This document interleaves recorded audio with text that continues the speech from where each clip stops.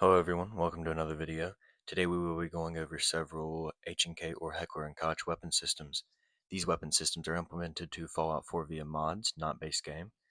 And we will be discussing some history, some real life aspects, and we will be showing gameplay. This is an informational video. Starting this showcase off, we have the HK-G3, a select fire battle rifle developed in the 1950s.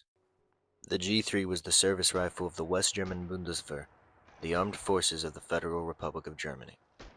It was later replaced by the G36, but more about that later. The G3 is broadly used, being exported to over 70 countries and manufactured in at least 15. Over 7.8 million have been produced to this day. During my time with the G3, specifically the G3A3, I was only using semi-automatic fire, but I will say that it helped clear Concord with ease. With high but nowhere near insane firepower, this really is best used as a battle rifle in early game. The next weapon on our list is the MP5, a weapon system designed in the 1960s as an SMG, with a modular design directly based upon the previous G3. The MP5 is one of the world's most widely used weapons in the submachine gun category, adopted by over 40 nations and numerous armed forces. Many attempts were made to replace the MP5, but only in 1999 did one truly work, that being the UMP. We will discuss that weapon in more detail later. At a length of 27 inches and weighing just 5.2 pounds, the MP5 is very compact, but the MP5K is even more so. It is only 4.41 pounds and 12.8 inches, making it beautiful for close quarters operations. This, however, would prove useless. What you see there is a Deathclaw, highly armored and highly dangerous. Clearly, we were not cut out for this, and I was terrified through the entire experience. Eventually, your action points drain and you're forced to go into hiding, but even that wasn't a permanent fix.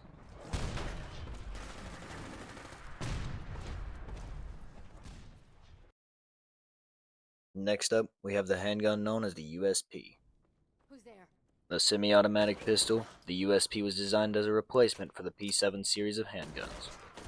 In the late 1980s, the United States began the Offensive Handgun Weapon System project. USP prototypes participated in rigorous testing alongside H&K's entry. This later resulted in the creation of the Mark 23, but we won't be discussing that further in this video.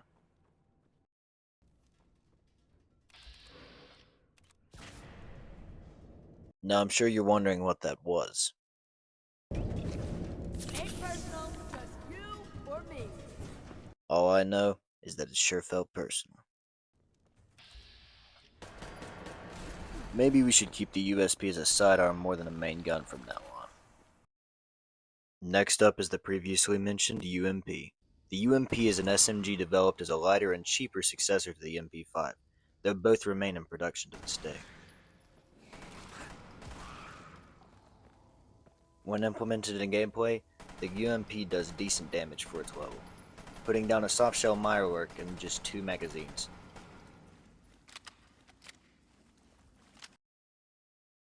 Next on our list is the G36. Designed in the early 90s, the G36 is an assault rifle previously mentioned for replacing the G3 battle rifle. First accepted into service in 1997, since then it has become a global weapon system to enforcement and military groups alike. I personally enjoyed my time with the G36 due to the fact that it had a better recoil control system, making it easier to place those shots on the pesky fireworks. The next weapon we will be covering is the HK417, also known as the G28. A battle rifle more beautifully used as a marksman rifle, the HK417 is the largest caliber version of the 416, a rifle that we unfortunately could not add to this series.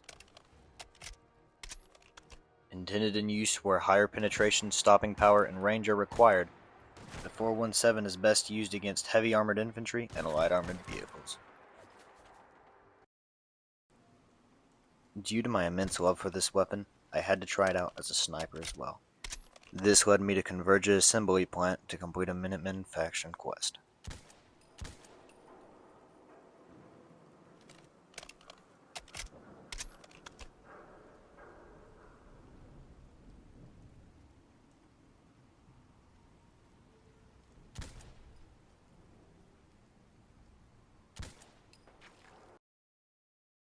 Next up is the MP7. The MP7 was designed as a PDW meant to meet NATO requirements published in 1989, calling for an SMG-type weapon with greater ability against Kevlar and body armor.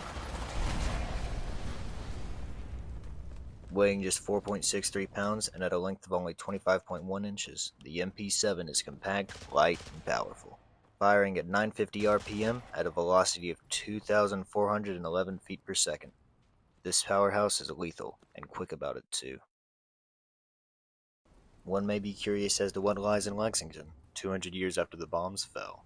To that question, there are many answers. Sure, there's raiders, maybe even super mutants here or there, but the main one is a ghoul. As seen encountered in the parking garage with an MP7. The ghouls were once humans, but the radiation rotted their skulls away and took whatever humanity was left. Now one may wonder, what do you do when faced against such god-awful and tormented souls?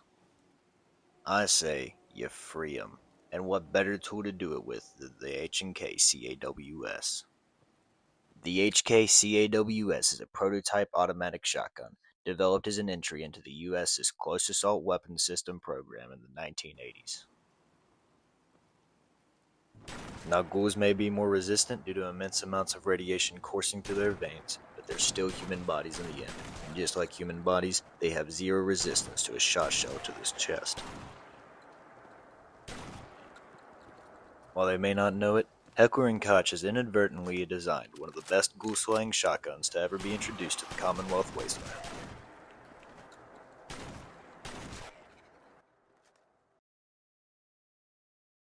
That's about it for the video, folks. I hope you enjoyed, and I hope you come back for another one. And please, feel free to recommend to me any ideas for future videos. I'm running out of them over here, but I've already got a list of about 20 videos that need to be produced. I hope you guys enjoy the futures, and I hope you enjoyed what came. See ya.